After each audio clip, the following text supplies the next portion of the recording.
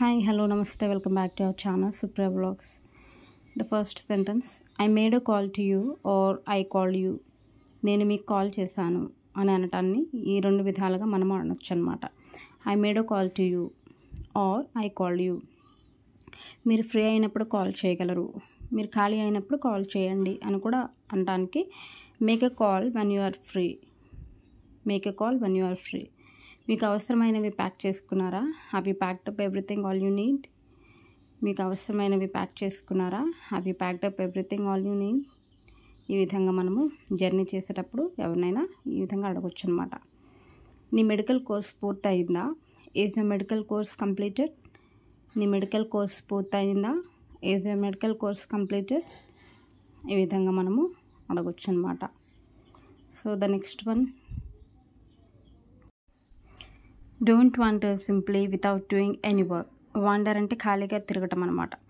ఏ పని చేయకుండా ఖాళీగా తిరగవద్దు. Don't wander simply without doing any work. ఏ పని చేయకుండా ఖాళీగా తిరగవద్దు. ఉయ్యాల ఊగటం అంటే నాకు ఇష్టం. I like to swing in A cradle. Swing అంటే ఊగటము, క్రాడిల్ మీన్స్ ఉయ్యాల కలదు. తెలుసు కదండి చాలామందికి. అతను చాలా గొప్ప వ్యక్తి. He such an amazing guy. He such an amazing guy. అతను చాలా గొప్ప వ్యక్తి ఎవరినైనా వర్ణించినప్పుడు. నన్ను సహాయం చేయమంటావా? లేదు, నన్ను నీకు సహాయం చేయమంటారా? Do you want me to help you. Do you want me to help or do you want me to help you. ఈ విధంగా కూడా అనవచ్చు అనమాట.